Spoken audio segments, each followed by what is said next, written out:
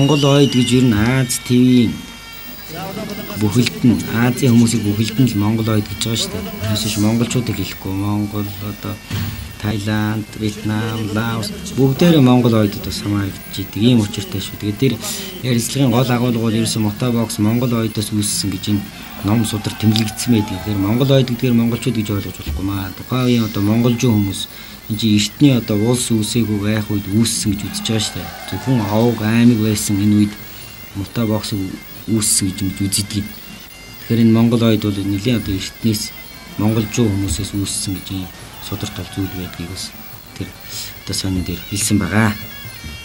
За ингээд одоо тамирчдын тулаа хэллээ. Улаанбулангийн тав сууж байгаа үзэгчдүүд үнэхээр одоо яа одоо Мишель Кикбоксийн тамирчин Шижир Эрдэнэ бол энэ улаан байлитэй цагаан өнгийн одоо шортын тамирчин, Ширэн байлигийн тамирчин Баатар Доржуулын одоо за хөх булангийн одоо Цэнхэр бүрэн өнгийн алаг шорттой энэ одоо тамирчид байна. Яа. За гараад бол тулаан бол нэлээ одоо ширүү өрсөлдөж байна. Улаанбулангийн тав сууж байгаа Улаанбулангийн тамирчнаа хөх булангийн тав сууж байгаа үзэгчд нь хөх булангийн тамирчдад дэмжих зүйл ерөн сонирхолтой юм биш үү? Улаанбулангийн тамирчны нудрахтай зэрэг Улаанбулангийн тав сууж байгаа үзэгчдийн уухай төрлөг хадж байна.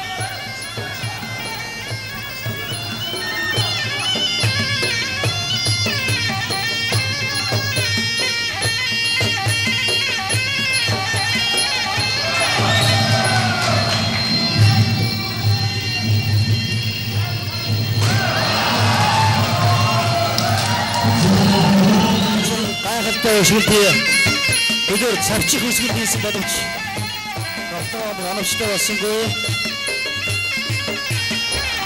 За тулааны одоо нэгдүгээр үе дээр Мишель Кикбоксийн тамирчин Шижир Эрдэнэ маань одоо зүүн хүйлийн хажуугийн цохилтоор өрсөлдөгч хүнд байдалд орууллаа.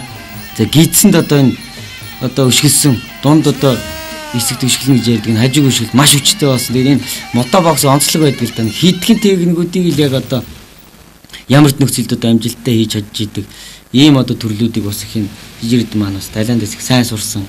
Ялангуяа одоо урд гарын хажуу тэгээ одоо зүүн хүйлийн одоо хажуугийн өшгөлтүүдийг их олон давтаж ингэж хийсний одоо ач тус сая гарлаа. Ерөөсө тоглолтын нэгдүгээр үед өрсөлдөгчөө зүүн хүйлийн хажуугийн өшгөлтөөр одоо ко гэж ярьдаг техникийн одоо бэлт дамгаа адилхан ялтыг байгууллаа.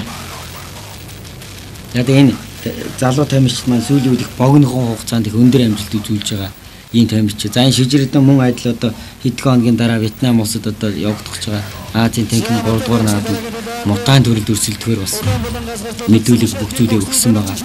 За тэгтээ одоо энэ тамирчны одоо зардал мөнгө үнэхээр одоо шийдэгдээгүй санааг зовоож байгаа. Энэ дэшрэн бас энэ кикбоксing спортыг сурталчлах за мөн энийг хөгжүүлэх үүрэгтэй хүний хувьд бас энэ хүүхдүүдийн төлөө бас маш их санаа зовж байгаа хэлий. За энэ зүүн хүйлийн хажуугийн цохилд амжилттай бас удаашруулж үзүүлж байна.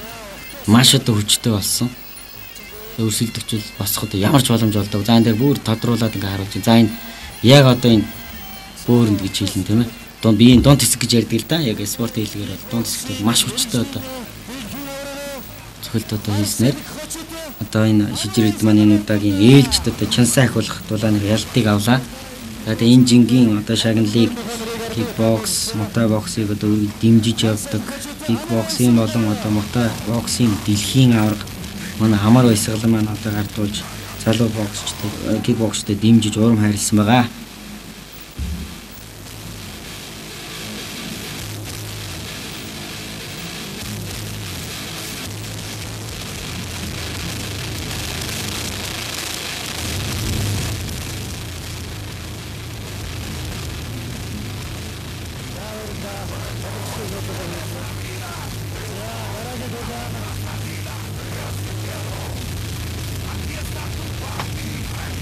За тэгээ энэ одоо тулааныг одоо үзэж сонирхсон кикбоксыг одоо дэмжих гэж ирсэн энэ одоо хүмүүстэй бас талархлаа илэрхийлье.